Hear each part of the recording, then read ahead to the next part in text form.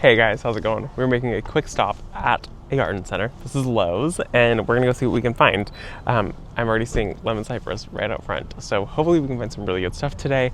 I would like to find maybe a few things to tuck in for the secret garden, and then I also need to figure out what I'm doing with the long border, so hopefully I find something that sparks some inspiration, and then hopefully I can also find something for the side yard that we have. So we have the yard that shares, it doesn't share the yard with our neighbor, but it's yeah, I need something for privacy, and so I'm hoping to find something that sparks some type of inspiration for that too. So let's go inside, see what we can find. Okay, the first thing that I'm noticing is this wall of lemon cypress. They're 50 bucks. That's such a good deal. These are huge lemon cypress. This might be something that we snag because it's a huge tree, and I think they're lemon cypress. They look lemon cypress-esque and they smell like lemon cypress, but they kind of look a little bit different to me. But $50. Oh yeah, it says lemon cypress. I didn't see that earlier. 50 bucks. That's really not bad at all for how huge these are. And they even have some shorter ones, but I would grab the two biggest ones, the three biggest ones, create a hedge. He's gone. He's looking at red flowers. Oh wow, look how huge these cyclamen flowers are. They're $10 each. Very large. This one is laser. There's the name. Lots of primrose. That's what these are, right? Yeah, primrose. See, and this is why I typically don't go for them. There's so many colors, and usually when they're like here in the garden centers, there's lots of dead ones. It stresses me out. But then when you look at them just individually, I'm like, oh yeah, that's a really pretty spring colored one. Oh, we've got some evergreens over here, some boxwood, some green mountain boxwood. Oh, these are bay, little ragu sweet bay. I used to have one of these. I think I must have killed it. I don't know what happened to it. I had a little one. That's a very interesting topiary. Little gem Norway spruce, $189. I do have the weeping white spruce. Mine is much larger than that. This is 104. That's a very tiny guy. I probably would get something a little bit bigger because those are pretty slow growing. You can see, look at this. So that's 50. This is 30. They're the same thing. See the size difference? They have a boxwood spiral. I have one of these, $119. I think that's about what I paid for that too. And then Brent and I were looking at these the other day. 46. It was much cheaper, I think, at Green Acres. So I probably would steer clear 46. That feels kind of pricey to me. They do, however, have some really huge succulents. They are starting to die a little bit, die back a little because it's a little bit cold. But for 13, for how big these are, like some of these are huge. I don't think that's a bad deal at all. Oh, I found the anemones. I saw them from across the way. How much are these? $7. Oh, they're so pretty. I love them. I think it would be kind of fun to grab some of these and tuck those in back behind the greenhouse in the secret garden. They won't be for cutting, but they will just be pretty. Oh look, here's the $7 succulents. And like some of these are still huge. Like it's a pretty decent sized succulent. I like that one. A lot more evergreens over here. This pine is super interesting. The needles on it are crazy thick. Wow. It's $40. Austrian pine. I kind of want to see what the tag says about it. Oh, there's another one there. Maybe I can see the sizing. Oh my gosh, yeah, 30 feet tall, 40 feet tall, 30 feet wide. That's a big pine. Very big pine. I mean, you can kind of tell by how thick those pine needles are. Bosnian pine. 70 feet tall, 40 feet wide. Pine trees just get so huge, it's crazy. We're at the Lowe's in Reading, and they always have a really good clearance section here. This one is 50% off these guys here. So a $200 topiary is now $100. That's not bad at all. For $100 for a really nice topiary. They got some lemon cypress over here. Those ones are a little wonky. I probably wouldn't pick those up at all. But they always have a ton in their clearance section. I don't know if that's a good sign or a bad sign, but we've found some really good things here in the previous years that we've been here. Let's see this rack. There's like 3 more racks of clearance here. Nothing catching my eye. Some alyssum. These would actually do really well, and these would be fine to just tuck in behind the greenhouse. It's not a bad deal. $1.50 for those. Some cyclamen. I don't need any more cyclamen. And those look like all house plants, except for these guys. I do like the potato vine, but I don't know where I would put a vine.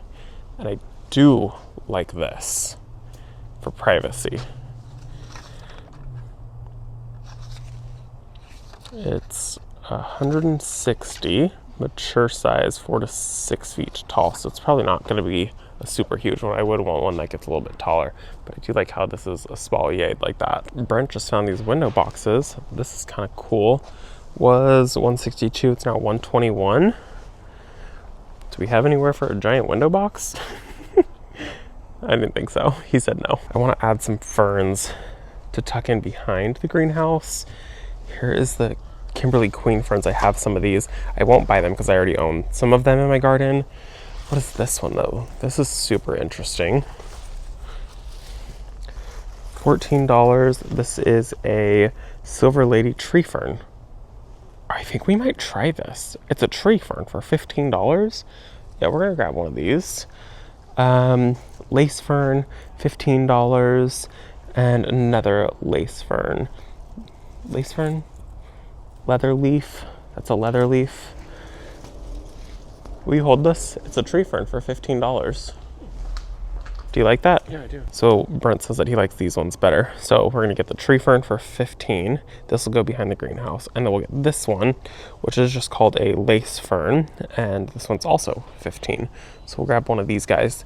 And it's just so shady back there that these will be very happy. They've got lots of really pretty annuals out right now. The lantana, this one's a really pretty lantana. I love this purple and white color. It's very soft. Lots of cyclamen. These ones are kind of expensive. They're $7 each this year. I feel like that's kind of a lot. And then lots of pansies and violas over here. Every time I come to a place that has terracotta, I always try to look for the rolled rim pots. This one is $50, which is a lot of money, but in the world, I guess it doesn't feel like that much money in today's, price range. But what I'm always looking for is really small rolled rim pots. I've seen some that are like this size here and like this size, and they're rolled rim, and I can never find them. I've seen them in other people's videos. I've seen them in other people owning them, and I can never find one. So I'm always on the hunt anytime that we actually go in person anywhere to see if I can find some of the very small terracotta rolled rim pots. No luck. It's been years of me looking for them though. Okay, well I guess we're gonna head home, get our little ferns planted. There's a lot of color here, but I'm holding off. I'm holding off on going crazy. I'm trying to be more mindful about what I buy. We'll see how long that lasts. Anyways, let's go home and get these planted. Okay, it's the next day. We are back at home, and I'm gonna go ahead and get the ferns planted now. They're gonna get tucked in kind of behind the secret garden. I think it'll be the perfect little spot for them. I have left them inside the greenhouse soaking overnight because they were so incredibly dry. So I thought that they would benefit from a little extra water. So I just kind of filled the sink up and let these guys soak. I also let this Eugenia topiary soak. It needed it really badly too. I kind of let it dry out a little bit too much. So the two ferns that we picked up, one was the lace fern. This is hardy in zones 9 through, I think it's like 11. It says non-hardy zones 1 through 9. I'm probably gonna be able to easily get away with it. I grow most of my ferns outdoors and have much better luck with them. And it says that it's gonna get like 1 to 2 feet tall and wide. The height probably correct, the width definitely not correct, because this is gonna just spread underground by little runners, and so this will just kind of be able to take over and do its own thing. And then this right here is the beautiful tree fern. I'm very, very excited about this. I've been wanting a tree fern in my garden. You can see it's probably got nipped by a little bit of cold here. So this is hardy in zones 10 and 11. Which is funny because it says hardy in zones, or non-hardy zones is 1 through 8, but I don't think that's correct at all. This is probably one that, like, if we get really, really cold, I will come out here and maybe cover it with some frost cloth. Average height is 3 feet tall, 2 feet wide. That's probably about correct. And what'll happen is it's gonna get this like really pretty like trunk on it, and then it'll just have like the fern up at the top. And I've wanted a tree fern for a couple years now, and I didn't buy one last time I saw it, which was a huge bummer. Because when I had seen it, it was actually a really good size and it was a really great price. And then I ended up buying something else, and I feel like I just kind of like got distracted and I forgot about it. I just never grabbed it. And so I was really excited to see a tree fern for 15 bucks. It's very small and it's going to take a couple years for it to get to a really good size, but I do think they're really pretty. Like, I love that so much. And then I just really love these very soft ferns. I have another one called it's a dwarf Kimberly queen fern. That is a fabulous fern. It does spread, and so it takes over. We've got it up against the house. I love it. It's one of my favorites. I used to think that I was like really bad at ferns, like I would kill all of them. And then I realized that I should just grow them in the ground outdoors, and they do so much better for me. So once I learned the tip of ferns, which was not to keep them in my house, I started doing really well with them. So I'm very excited. We're gonna put these both back here. So for the tree fern, I think I'm gonna move the pot that's over there. That I just literally just set that there, so it's not actually like the permanent home for that. It's got my Japanese anemones in it. So I'm gonna move that. I'm gonna plant the tree fern back there. I think that'll be really pretty because it'll come up quite high, and then it will pretty much always be in shade right back there. So that should be really good. Or it's gonna get like maybe a little bit of morning sun, but never any afternoon sun. And then the other fern, I think I'm gonna just tuck into the ground right down here. So we'll just pop this guy down here, and then I'm gonna just let that grow along the base of the greenhouse. Also, all my seedlings, don't look at them. They're embarrassing. They're sad right now. Anywho, we'll move that, and then I think this will just be so pretty back there.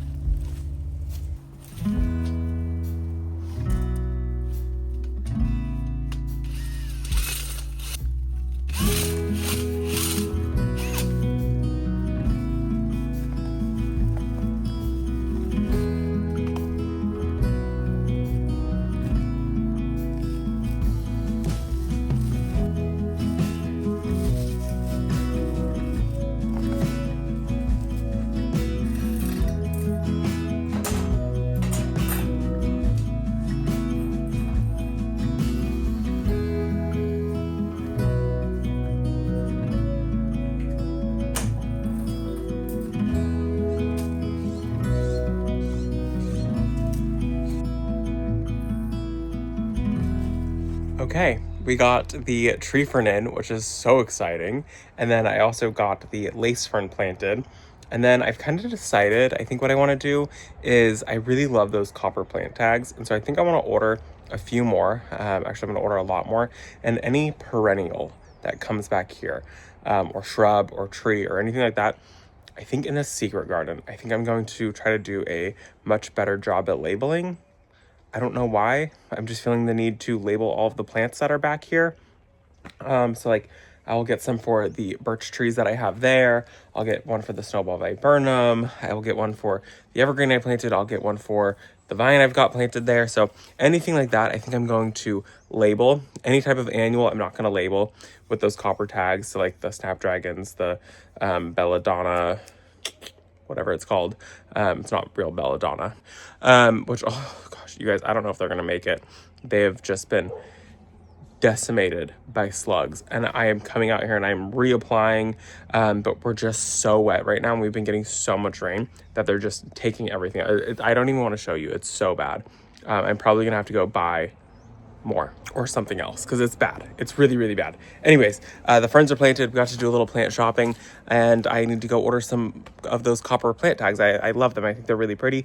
I think they add a little whimsy to the garden, and I'm thinking everything from basically this point where the trash can is, basically this point back is all going to be labeled.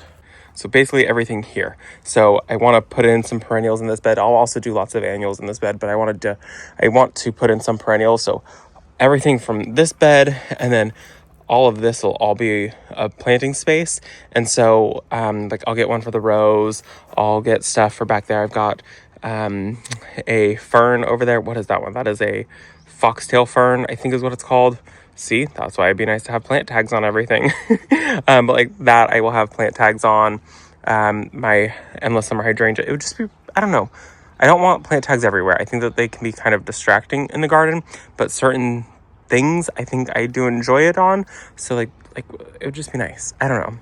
Just this back area labeled with plant tags. Nowhere else in my garden. Well, my roses are actually labeled. I think like 90% of my roses are labeled, which like that's like a special thing. So that's the exception, not the rule. Anywho, this is where the video ends today. I'm gonna go inside, go order what I need to order, and plan for tomorrow, because tomorrow I've got this whole pile of plants here, and tomorrow I'm gonna get all of these planted. I need to get them planted. I've got hellebore that they need to get in the ground so badly, and I do want those to all go into, I think, the secret garden. I think it would be kind of fun back there. I want the secret garden to be annuals, perennials, cut flowers, and look at her sitting pretty. I do cut on my hellebore, and I do use them in floral arrangements, so let's tuck them back here where they'll do really well. But I'm gonna have to tomorrow make some gopher baskets for those guys, because I want to make sure that they stay safe. I've never had an issue with gophers or moles or voles eating those, but I also haven't ever had an issue the extent that I'm having an issue right now. So that's my life. Anywho, I hope you guys enjoyed this video. Thank you for coming plant shopping with us. Oh, she's ready to go inside. We'll see you in the next one. Bye, guys.